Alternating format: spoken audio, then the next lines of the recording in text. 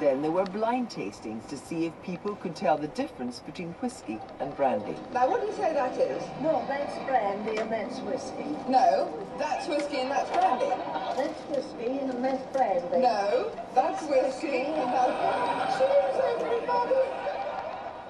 Joining me to look back on the glory years of That's Life, our original co-presenter George Layton, then Chris Searle and Paul Heine, who took over in the 1980s, followed by Bill Buckley and Adrian Mills. Sir Peter Bazalgette was a researcher on That's Life and went on to create Big Brother for Channel 4. Director Jane Elsdon-Dew started there in 1979 and stayed through most of the 80s. And joining us from her home in the New Forest, the presenter of That's Life for every one of its 442 editions, Dame Esther Rantzen. Esther, what do you remember of the mood of the time and the appetite for these so-called consumer programs? Why are you saying so-called consumer programs?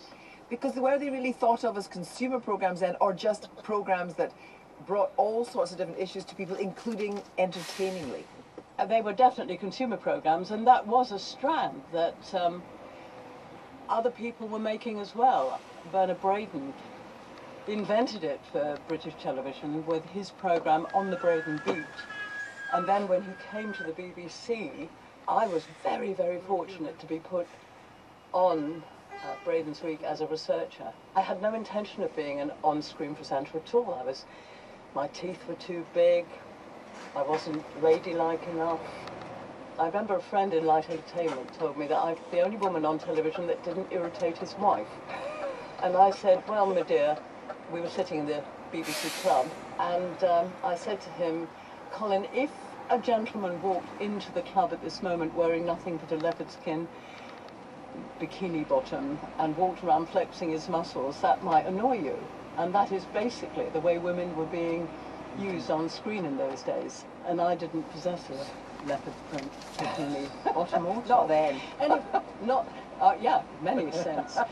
So, in fact, there was a strong taste for consumer programs. But this was a show, I mean, I remember watching it, that combined everything from serious to satire to knockabout to everything. And Braden's Week became That's Life. But tell us the truth about Braden's departure. Bernie, while he was making Braden's Week, did do a commercial. And it did annoy the BBC.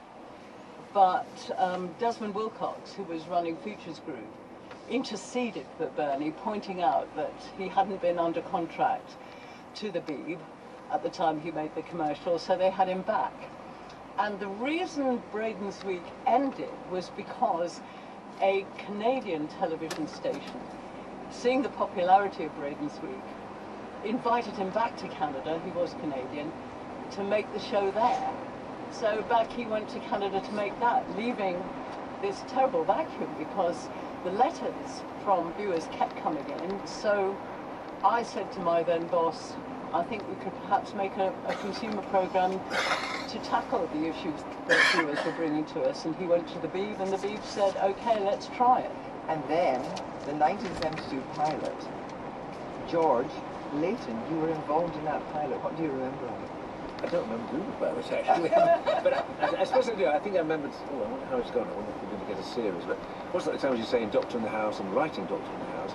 But the studio director was a friend of mine called Simon Wadley, and I think he suggested me to Esther. As an actor, you're playing parts, but this was me appearing as my sort of irritating self. But there was no requirement on you to be a journalist, because you weren't a journalist. No. One big difference I found when I go down to Kensington House on a Friday to sort of scribble out some stuff, and there were some very good researchers and writers. You weren't there then, no. It was Bill Nicholson, I remember. Really Nicholson, a wonderful writer, and he was very helpful. And he did these comedy guides. That was my main spot. Guides to estate agents, George Layton's guide to culture, George Layton's guide to estate agents, that sort of thing. Give me just the George, just the first thing of the George Layton Guide to Paintings, and it's the one Velasquez. Yeah, I found this midnight last night. How old is it? Good evening. Well, ladies and gentlemen, this is programme 4, and I have come to an important decision. It's time we got a bit of culture into the show. Other programmes have tried it. Lord Clark made a fair attempt with his Civilization series. In fact, if you're looking in Lord Clark, 8 out of 10 for trying, but at the risk of sounding conceited, I know I can do better. So it was a very different show for me. Esther, how did you come up with the name That's Life? I knew that catastrophes happen in all our lives, but they take very different shapes and forms, and sometimes you just sit in the middle of your kitchen floor when the washing machine has sprung a leak for the umpteenth time and you laugh. Sometimes that's all you can do, and then you say, well, that's life. And indeed, I came to regret the title because whenever, for example, I ran out of petrol and was seen trying to get petrol into the tap, every motorist that went by would wind down the window and shout, "That's life, Esther." It was an expression of British frustration and good humour. Let's talk about some of your co-presenters now. Paul, when did you first start watching That's Life? What time? Well, I remember watching Bernie Braden and That's Life that followed on for it, but I got into That's Life entirely by accident. I was sitting in a car in torrential rain in Portsmouth, and I was at the time a radio reporter, and I was really enjoying it. I thought, I've got a really, really good life here. I was on the Today programme. You went out and you met people and you went to places, and you didn't have to comb your hair. It seemed far better than ever being on the television. I was really enjoying it. And I was sitting in the car with the then presenter of the Today programme, Libby Burns, who's now my wife, and we were waiting for the rain to stop so we could get across the road into a cafe. And in the footwell of the car was an old copy of the Daily Mirror. It was sort of slowly turning to mush in the wet. And there was this little story tucked away which said, Kieran Prendeville and Glyn Worslip are leaving That's Life. Esther says the hunt begins for someone new, or something like that. And Libby said, well, why don't you try for that? So I assume I wrote a letter. I've got no memory of reading it. And then, of course, there was an addition. But Chris, for you, was That's Life part of your teenage life? Very much so. I loved watching it right from the very earliest days, and like half the population was there on a Sunday night, loyally watching it and loving it. I wasn't aware that Glyn and Kieran had decided to leave, but at the time I was working as an assistant producer in a sleepy little offshoot of BBC called Further Education. And Patricia Houlihan, who was then one of the star directors on That's Life, rang me. I think she said she'd seen me slightly inebriated at a party singing songs with a ukulele, and she thought I would be suitable. And invited me to the audition at AutoQ headquarters in Merton. Paul was there. I honestly did it just for a lark. And I read a bit of AutoQ, and I think, right, I had already worked with Paul. He presented one of the programs they produced. So I think they felt there was already some chemistry. I remember those auditions that we had to go through. It was a sort of effectively a complete That's Life in front of a studio audience. And you know, I've got a memory that one or two now famous faces might have been there in the waiting room. Robert Harris comes to mind, quite a distinguished novelist these days, and a tall guy called Jeremy Paxman was auditioning. But you got the job. But what became of him? What became of him? But James, how did you come to work with her?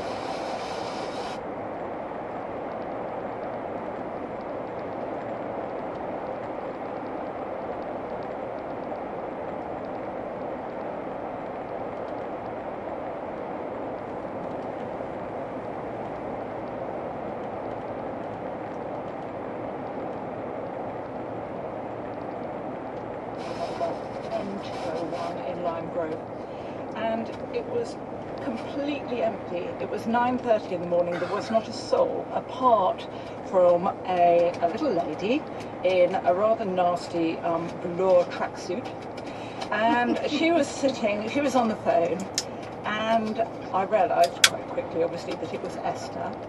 And that day, she and I were the only people in the office, because obviously everybody had Mondays off.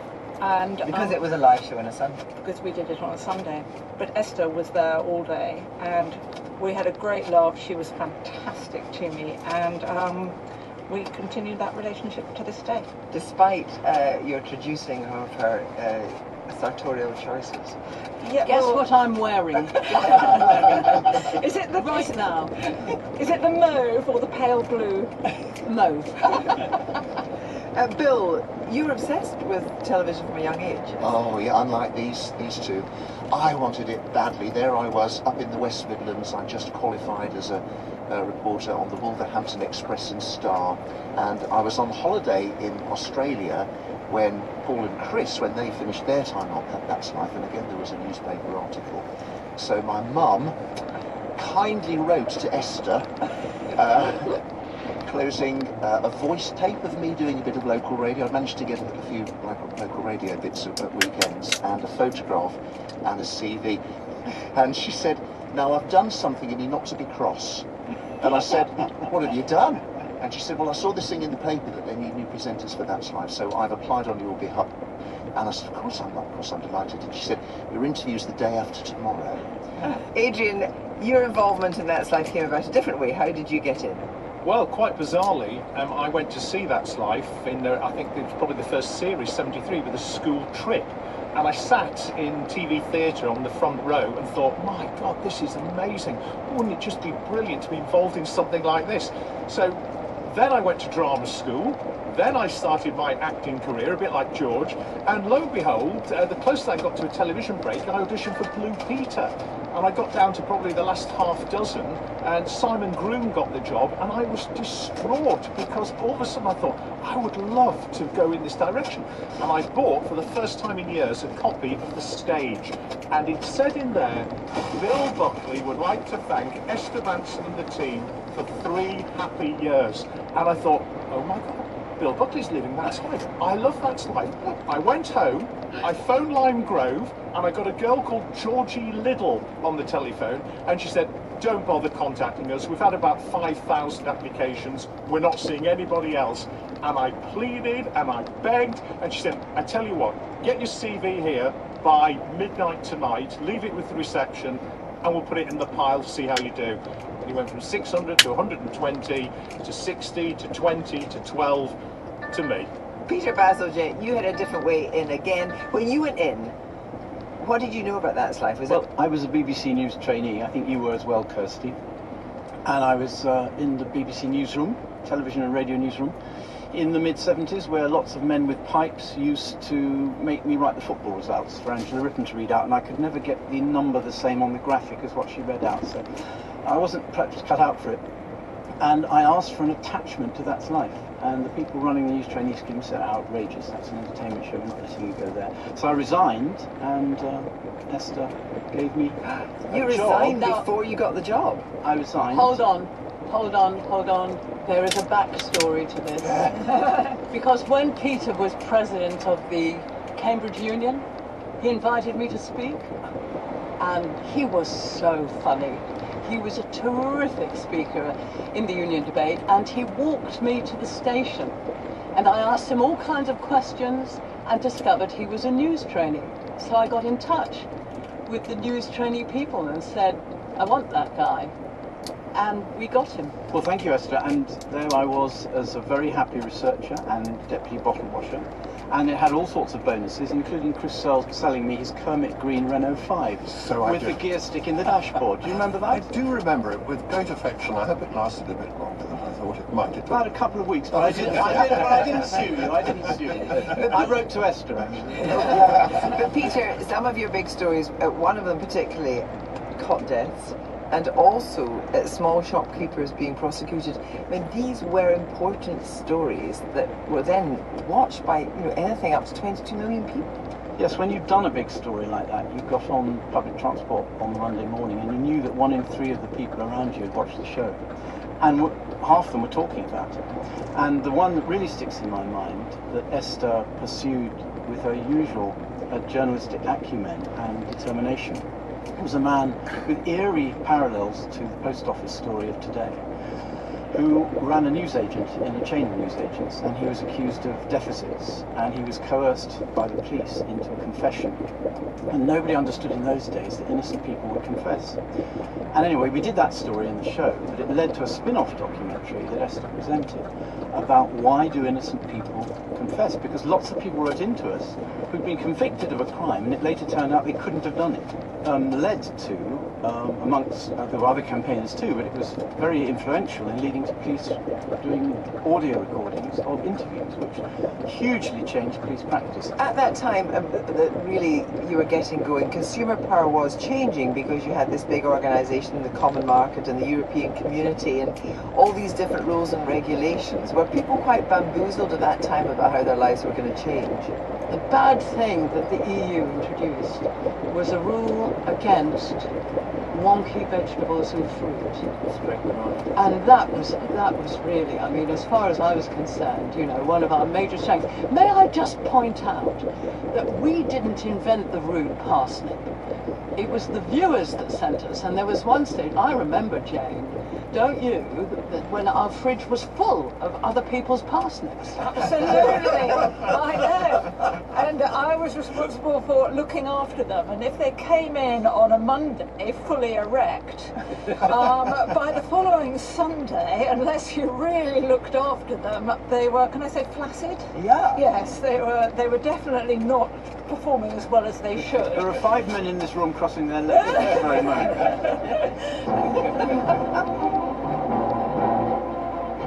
The era of cheap fuel and cheap energy is over. In the early 1970s, the OPEC oil crisis pushed up prices and led to wage freezes.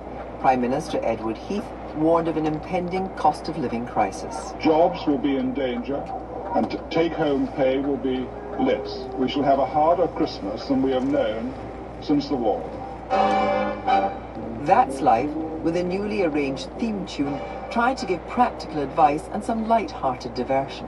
Winter's more fun in my room. Victoria Wood provided a topical song for those struggling during the cold winter. Mind that our fingers frozen, stuck inside Somerset Wall. We used to get between 10 and 15,000 letters a week. Briar Scudamore joined the production team as an assistant producer and ended up as its editor. Every morning, all the team, researchers, presenters, Esther included, we all read letters. Those were the bedrock of the programme. Nearly all the letters started, Dear Esther. When the team heard about Chippy the dog, who barked along to the Archers theme, Esther Ranson led a choir of noisy canines. In January 1981, That's Life found itself on these Points of View programme, presented by Barry Took. Philip Tate of Osmotherley in North Yorkshire isn't quite so temperate, commenting on reworked jokes about naughty vegetables, adolescent smut, and the inevitable quota of giggles arising from printing errors. I now find it repulsive beyond measure. Terry Trelaw of Clacton-on-Sea is also on the subject of That's Life. Add to this matron Esther, wagging a solemn finger at a nasty organisation who have taken someone for a ride. I have come to the conclusion that it exists solely to prove that the average citizen of Great Britain is an idiot, who doesn't mind proving this in public so long as a TV camera crew is present. Former editor Briar Scudamore. There was a certain amount of elitism in the BBC and outside the BBC, with a kind of sneering about it, not understanding that you don't have to be in a black studio to tell a serious story. Paul Heine joined That's Life in 1978.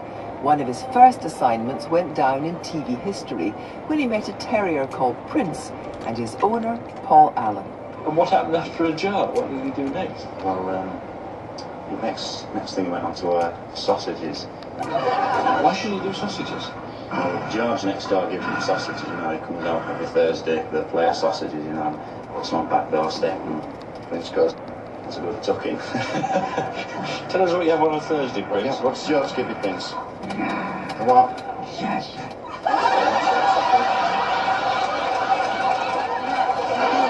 The latest news that some French research has discovered that kissing is dangerous. One of Chris Searle's first jobs was to join Esther in gauging public opinion about kissing. I've got that sort of romantic lip. Look, it's clearly irresistible. I know that. It's the deodorant I get. Give us to kiss me, Miss Silly? Chris, doing your kissing vox pops. I mean, the public is just generally very funny. I think it's wonderful, and it's a total surprise. It's interesting doing vox pops, actually, because it was a whole film crew. You had to have somebody on the sound and somebody on the camera, and you had to have a director, and it was a pretty formidable-looking tank load of equipment that was travelling the streets, and you were there standing with your microphone, trying to look positive and welcoming and trying to encourage people to join in, but it's amazing the number of people who saw us coming and crossed the road immediately on the other side. But once we did get somebody who was willing to talk, there was no stopping. Do you remember, Chris, what sheer hard work it was doing vox pops? Because you'd be down the North End Road at 9 o'clock in the morning, and you could still be at it at 4 o'clock in the afternoon. Because everyone thinks that the first half dozen people you walk up to give you a funny line and you go home. Every one of those funny lines had to be really fought for and dug out of people. It took an enormous amount of effort. Exhausting. Peter Bazalgette. Can we just dwell on the dog that says sausages for a moment? I think the truth should finally come out, one way or the other. And Paul, you were there. I was there. Cyril took me on one side very confidentially. And remember, Cyril Fletcher was a veteran of vaudeville and music halls and all the rest of it. And he said quietly in my ear, that dog and that owner, the owner's a ventriloquist, and the owner is saying sausages and moving the dog's jaw in time to it. Now, Paul, you were there. What's the truth? I'll tell you the truth, and it's quite straightforward. The dog did say sausages. Not that the dog knew what sausages meant, but he used to hold the dog in, cradle it in his arms, with his hand underneath the dog's throat. And the dog started to growl, because the dog didn't like this. So wait a minute. Hang on a minute, and then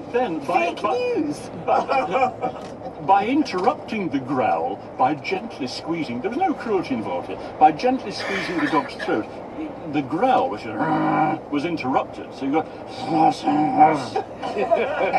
Esther, after all those years, you pulled the wool over the audience's eyes, over sausages. Never. What actually happened was, Paul was worried about this, as was our director, Nick Handel. So I got a very worried phone call. I think I was heavily pregnant. There was a period of my life when I seemed to be constantly heavily pregnant. So I was lying in bed and I got this call from Nick, I think, saying we're worried that it might be cruel. So I said to him, with my zoological knowledge coming to the fore, what is his tail doing? So he said, hang on, Esther, and I heard a distant and then he came back to the phone and he said, it's wagging. I said, do lots of cutaways of the wagging tail and we'll be okay. Which dog would not wag its tail at the prospect of sausages? Yeah, or being on That's Life. Esther, the team changed in the early years. You know, Cyril Fletcher left. How important was it to refresh the team every so often? Because you had these young whippersnappers, some of whom around the table. Well, I don't think it was ever our decision. It was certainly never mine. I never liked change. Personally, I would have been happy for everyone to stay, you know. They weren't. In your introduction, Kirsty, did you say they were subservient? Well, Esther, I was only just trying to curry favour with you. I said they were slightly subservient. No, I don't like subservient men. I like the kind of team that you've got around you, you know, with minds of their own and prepared to take a stance quite different. I know, but for so many years, men were held down and women held Now look, the only reason people called them Esther's boys, or people referred to them as subservient, is because I was female. The number of female lead presenters on television, and it was pure misogyny. That's all it was. They thought that me having a team of presenters or reporters who were male, it obviously meant that they were mere boys, because otherwise they would certainly not allow me to dominate. One of the things about the show was that our presenters didn't just swan in on the day. They were working in the office every day of the week. They were researching items themselves. Sometimes other people would present their material. It was fine. We were all part of the same team. What we were doing was programme which from beginning to end was reminding our viewers that this was their show. So we started by thanking for their letters. The Vox Pops, the street interviews, were there to show that people were making our show. Every item began with, "We had a letter from." It was a people's programme, it definitely was. Adrian Mills. No matter where you went, 1 in 3 people, and people would have that, what they call the water cooler moment. They talk about, oh, did you see that dog? Did you see that little boy who did this? But what about that story? And they go to the horrendousness of the centre, the most important story in the programme. And if you only had that one story, no disrespect, well, you probably call yourself Panorama and get 3 or 4 million viewers. But we called ourselves That's Life and got 20 million viewers because of the way the programme was packaged. Esther, do you remember any sniffiness towards That's Life? Yes, absolutely I do. I remember terrible scepticism we felt in Current Affairs Group, which was full of serious-minded journalists, that we were letting the side down. And indeed, they were so cynical about us that when I was arrested for handing out that soup in the North End Road, there were cynics in Current Affairs Group that thought I'd just organised the arrest for publicity purposes. Where would you like us? All right, where should we go? In February 1981, That's Life hit the headlines. While taste testing some bat stew on the streets of West London, Esther Ranson was arrested. You're blocking the train. But we filmed here every week. I don't For the care last whether 8 you've filmed years. here for the last 10 years. If you don't move, I shall arrest you. I've just been arrested for handing out bat stew. All that bit of payment there, which is not obstructive. I'm afraid I'm in support of Miss Ransom. In 1984, That's Life had been researching the lack of liver donors available for children needing a transplant. On Wednesday of this week, we had a phone call in our office from Debbie Hardwick. She said, My little boy, Ben, is 2 years old. He's going to die in the next few weeks. We need help. You are our last resort. Can anything save his life? Yes, a liver transplant. It can be done. A donor was found, and Ben Hardwick's liver transplant went ahead. The surgeon, Professor told us. He's over the biggest hurdle, the operation. But he's still got a long way to go yet. Next Tuesday or Wednesday, his body may start to reject the liver. Ben struggled after that first transplant, and some months later, the medical team decided that he'd need a second. But sadly, it was unsuccessful. As you probably know, on Friday, Ben Hardwick was operated on for a second liver transplant. But tragically, his heart couldn't stand the strain of the operation, and yesterday morning he died. So many of you have asked us to pass on your sympathy to his parents, Debbie and Billy, and to all the other people who've been fighting for his life, the nurses, the doctors, and the donor families. Now, if you see how he comes through that windscreen, you'll see that all the impact of breaking glass is on his skull and his face. In 1986, That's Life raised the issue of rear child seatbelts in cars. Dr. John Maynard had written to the programme about a recent car accident he'd witnessed. A mother I know was driving very slowly, about 5 miles an hour, in a traffic jam with her little 18-month-old boy standing up behind her. The mother had to brake suddenly. The child fell forward and split his skull open on the gear lever. Tragically, the little boy died. I remember so clearly because I had to break the news to his mother, who just couldn't believe it. This is Vera In 1988, Nicholas Winton, a retired stockbroker, had come to the That's Life studio to talk about his role in the evacuation of children from occupied Czechoslovakia during World War II. Most were destined for the death camps. What he didn't realise, 50 years later, was that some of the children he'd helped were sitting next to him. Vera Gissing is with us here tonight. Hello, Vera. And I should tell you that you are actually sitting next to Nicholas Winton. Milena is on Nicholas's list. You see her there. Milena, I believe you still have the name tag you wore around your neck when you arrived as a little girl at Liverpool. I wore this around my neck, and I'm another of the children that you saved. Dozens more children rescued from Czechoslovakia contacted the programme. Nicholas Winton returned to the That's Life studio. Can I ask, is there anyone in our audience tonight who owes their life to Nicholas Winton? If so, could you stand up, please? He sat in the audience again. This time he was surrounded by those he'd helped. Mr. Winton, turn round. You'll have the chance to meet these people properly after the programme. In the meantime, Mr. Winston, on behalf of all of them, thank you very much indeed.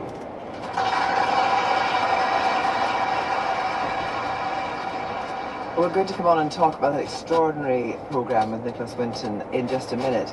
Esther, though. Esther, did the Metropolitan Police ever apologise for arresting you for giving away bat stew in the street? Far from it. I hate to reveal this, but when I did a programme called This Is Your Life, one of the people who came onto the show was Constable A. Herbert.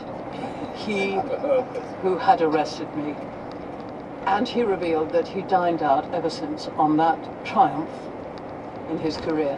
What went through your mind? I mean, did you really seriously think you could possibly be handcuffed?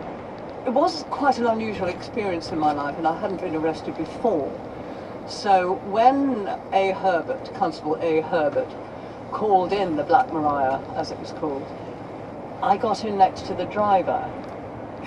And then I wound down the window and shouted out to the crowd, could you please get in touch if you think I was not obstructing? And with one voice they all shouted, guilty! Paul, what were the great stories? What are a couple of the great stories that you covered? Unbelievably, given it's 43 years now since I left That's Life, people do stop me and say, did you used to be on That's Life? I mean, the resemblance between now and 40 years ago is quite slender. So whatever you did had an impact, and it's always sausages the dog. And I was working with a quite middle-aged woman on a programme not so long ago, and she came up to me and said, I hope you don't mind me saying this, but when I was a baby, my mum said the first word I ever said was sausages. God, I felt so old. I really did. Bill, programmes that you worked on? My favourite story on was when we started to get lots of letters about people who had answered a small ad in the paper and sent off postal orders for a Boy George doll. This was in the first flush of Culture Club's success when they were the biggest band in the world. And they happened to receive their dolls. So this was all investigated, and it turned out, it was lovely actually, because it wasn't a baddie. It was a grandma who had knitted a Boy George doll for her granddaughter. And the granddaughter had taken it to school, and of course all her friends thought it was great. So kindly Nan had knitted one or two for them as well. And then somebody had said to her, you could put a small ad in the paper and maybe even make a few bob from this, you know. So she had, and because of the favour of culture, absolutely swamped. She hadn't even cashed most of the postal orders. She was just absolutely overwhelmed by it. Esther, of course, had the great idea to get Boy George on the programme. She and I then rewrote the words to Karma Chameleon, and I had to ring a phone number, and Boy George would be waiting at the end of the line, and he would approve or not approve of the words that we had written. So I'm sitting there in the That's Life office singing Karma Chameleon with silly words to Boy George down the phone. Can you remember of them? Can you sing as a phrase? All I can remember is, I love the little dolly because the dolly makers like my mum, and they're such fun. They look like somebody, I think it was. It doesn't sound great now. You had to sort of get it in the context. Do you know, you? And it was an item that I had actually researched. Oh, I'm sorry, I forgot. Yes, it was your item. Yes, it was my item. Well done. And in fact, what we did was we told Bill that sadly Boy George wasn't going to be able to come in and sing, and it was a real shame. So we're going to dress you up, Bill, and you are going to sing Come On, Come On, Come On, Chameleons, just so that we get the kind of gist of who Boy George is and was at the time. I had to look after Boy George all that day. The show starts, Bill starts singing and doing brilliantly, and then Boy George comes up behind him and picks me up and joins in and picks you up. Yeah. But you had absolutely no idea that he was in the studio. Was Esther quite a hard task mistress, Peter Passagent? Yes, she certainly was. She expected very high standards. She drove very hard. I remember in the very first programme when I had to research a story about a baby dying in a cot, which was mal designed on a holiday in Spain. And I'd done the story and written research notes for her, and she said, quite rightly, the quotes you've got from them are not good enough about how they felt when their baby died. And I had to phone, I remember phoning the family and saying, I'm sorry, I need to ask you again, or ask you, to get more words. And Esther was absolutely right. That is the journalist of Esther. That's how you get the story, and that's how you make the story work. George Leighton. Esther was the force. She was the force behind that slide. And there was a sort of joke that went around as, what's the difference between a Rottweiler and Esther Ransom? The answer was a lip gloss. That's what I'm saying. She knew what she wanted to do. Esther, I wonder how you felt about the law changing as a result of some of the stories that's like Ben Hardwick, for example. Well, when we changed the law, it was, of course, really satisfying. I mean, one of the ways we constructed the programme, when we had a really tragic story, for example, the death of a baby or something equally tragic, immediately after that, we would go to our follow-ups, so that we would recap on other items. And if the law had changed or someone was bringing in a private member's bill, for example, that children should wear seatbelts in the backs of cars, that's when we would report it. And so we told a continuing story on the show. When there were more cases or different cases or developments of some kind, we would come back to it. And the most satisfying recap, of course, was when we could report that as a result of the courage of our viewers, and I must stress this because actually without those initial letters from someone who thought, a terrible thing has happened to me, maybe I don't really want to discuss it, but on the other hand I have to protect someone else from suffering the way I have. And it was that courage that brought about the changes in the law. One of the most moving moments on the whole of That's Life was the day Sir Nicholas Winton joined the